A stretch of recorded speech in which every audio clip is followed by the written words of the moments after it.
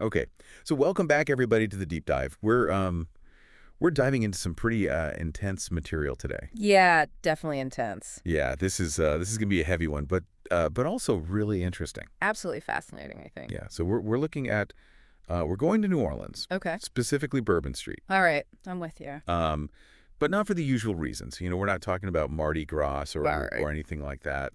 Um, Yeah. we're looking at its reopening after a really uh, horrific event Mm-hmm. that our sources describe as an act of terrorism. An act of terrorism. Wow. Okay. Yeah, so pretty heavy stuff. Heavy stuff. Yeah. And what's really, I think what's really interesting is that the sources we have are like these live excerpts from an Associated Press news feed. Oh, wow. So it's like real time. Yeah, it's raw, it's immediate, you're right there in the moment with them. And what's really kind of eerie is that it doesn't even give us a specific date. Oh, wow. So it's like timeless almost. It's like this could be any time, any city, Yeah. Right. It's like, it really gets under your skin. yeah, it does. And, one of the things that just jumps out at me right away is this phrase they use, like right off the bat. It says, deadly act of terrorism. Oh, yeah. And it's just like, it's not just a news report. Right. It's like a punch to the gut. It is a gut punch for sure. I mean, those words are so carefully chosen Yeah.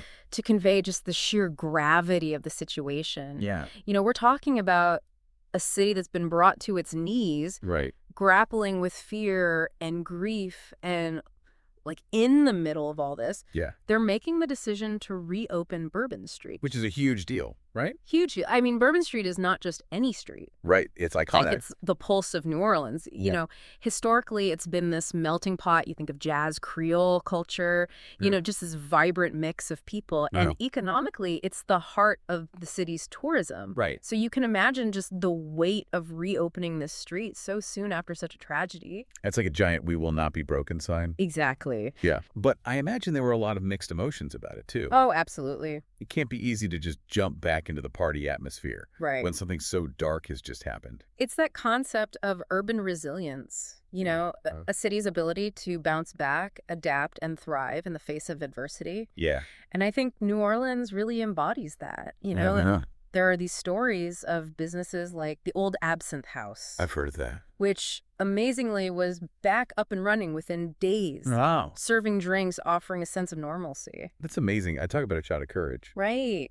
But, I mean, what about the people, though? Yeah. Everyday folks. Yeah. Like, with everyone on board with this, Right. business as usual approach? I mean, not everyone. Of course, there were anxieties, and understandably so. Right. This attack left scars, psychological scars. Of course. The trauma of that day doesn't just vanish overnight.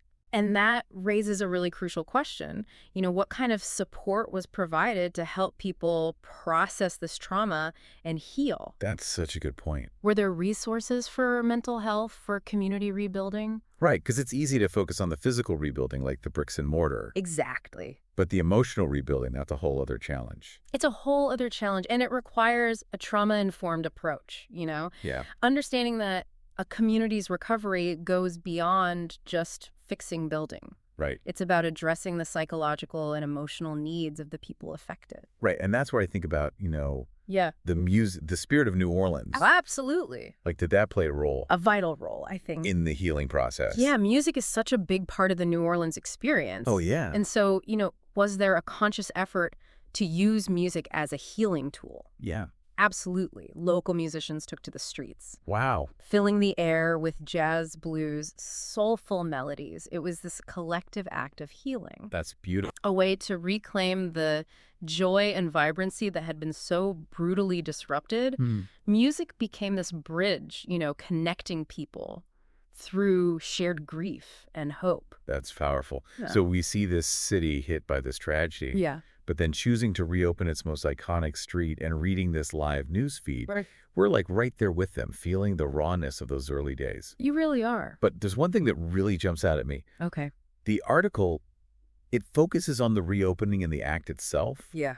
but it doesn't mention a perpetrator at all. You're right. It's a glaring omission. Yeah. And it really speaks to how investigations unfold in the wake of these events, Right. The focus is initially on response and recovery, with the search for those responsible happening more in the background. Yeah. And that lack of information can really fuel anxiety and speculation, Of course. adding another layer of complexity to the city's emotional landscape. Like a piece of the puzzle is missing. Exactly. So we're left with this city that's hurting but determined to move forward.